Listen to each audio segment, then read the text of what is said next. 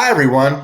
I'm Clay Nesler, Vice President of Global Energy and Sustainability for Johnson Controls and the Interim President for the Alliance to Save Energy. Johnson Controls is a 130-year-old company founded by Professor Warren Johnson, who invented the electric thermostat. Energy efficiency is our core business. In 2016, we were the first U.S. company to join EP 100, and we were well on our way to doubling our energy productivity. We found that energy efficiency is the low-hanging fruit of clean energy, but that fruit grows back very quickly.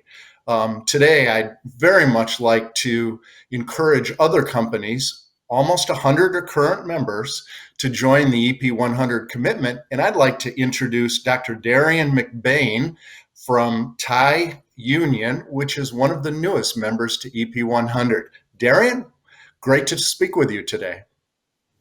Hi, Clay. Well, lovely to be here, and thank you for the opportunity to chat about energy efficiency today. Okay, let's get the discussion started. So, Dr. McBain, Thai Union is the first food company and the first Thailand-based company to join EP 100, and you're joining during the COVID-19 pandemic.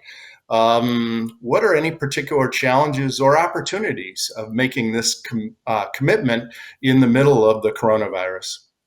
And really, I don't think COVID-19 makes a difference to good energy efficiency. So, Thai Union has been working on sustainability for a number of years, and we have our sustainability strategy Sea Change. And a big part of that is reducing our energy consumption.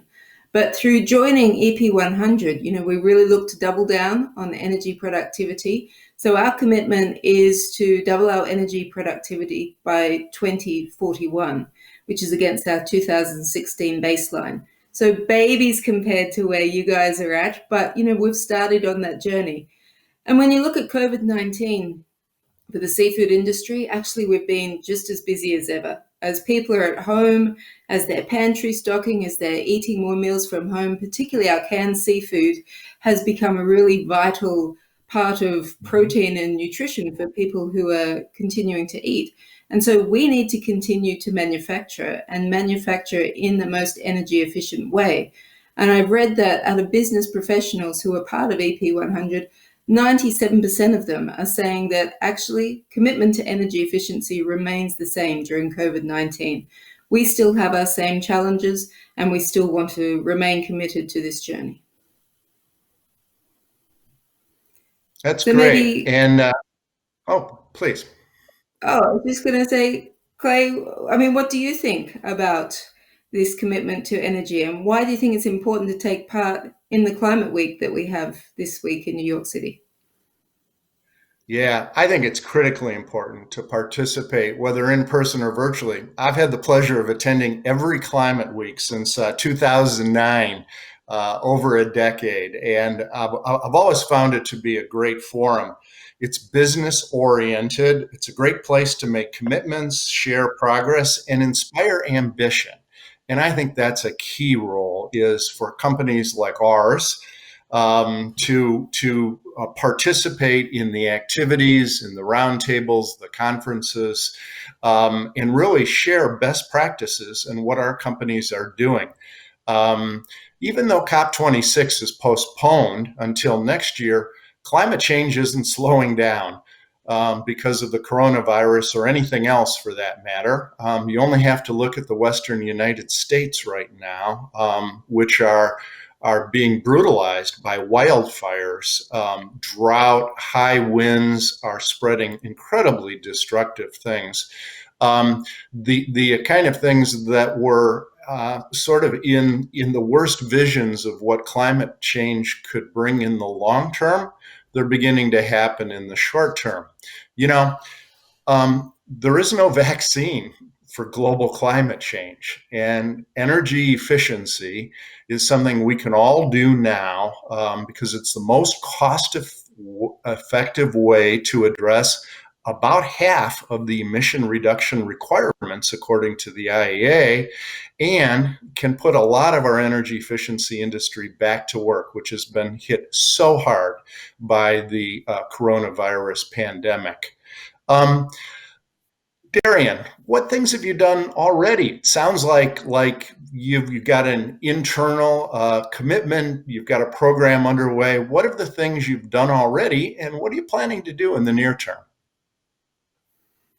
So it's been a really great start, even though it has happened during the COVID-19 pandemic. We're also part of the EP 100 Cooling Challenge, and as part of that, we had some audits of some of our facilities. So I should explain a little bit about Thai Union. We're one of the largest seafood processors in the world. We have factories all around the world, but in particular, our headquarters is in Thailand. And so we have quite a few manufacturing sites in Thailand. And so we had some auditors come in, and one of the things they pointed out to us was about energy mapping. Now, although we've been picking those low hanging fruit that you referred to before, we hadn't done energy mapping before. And if I give you a really concrete example of one of the things they pointed out to us, it was that we are cooling all of our buildings to the same temperature. So we have some areas where the fish need to be stored at a cool temperature, so say around -4 degrees C. Other areas where the fish needed to be stored frozen, so around 15 degrees -C. And then other areas where they need to be deep frozen, which is around -30 degrees C. But we were treating everything the same as that -30 degrees C. So through this process of energy mapping, we realized that we could be so much more energy efficient just by managing these zones better. And so these are kinds of things that really came out through working with the EP 100 and particularly on the cooling challenge. Mhm. It's great. Johnson Controls also has joined the EP 100 Cooling Challenge, but we're on the other side of the value chain. As a leading manufacturer of air conditioning and industrial refrigeration equipment used in food processing, we're actually providing the market with efficient, low GWP air conditioning and refrigeration equipment to help you be more efficient. And I think that's a key part of EP 100 is being able to look up the supply chain to your suppliers and down the value chain to customers and encourage participation all the way up and down that.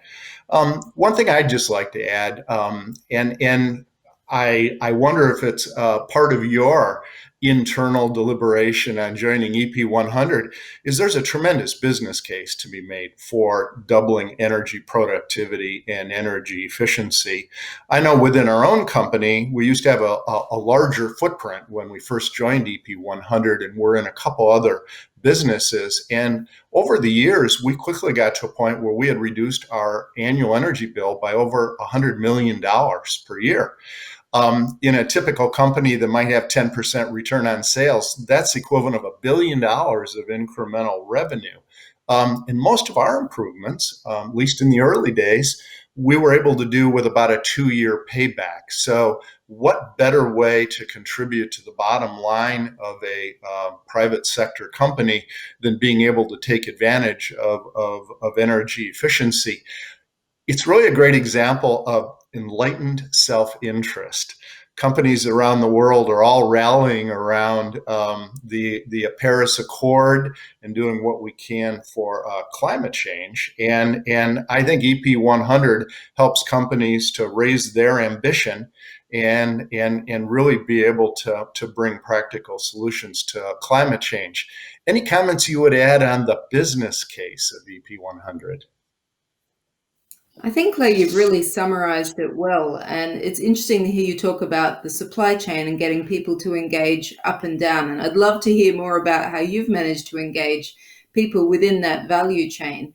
But as you said, at the moment, everybody is really counting every penny, making sure that they can contribute to the bottom line. And energy efficiency is just such a great way to really get started on that journey because those initial steps usually can bring returns straight to the bottom line.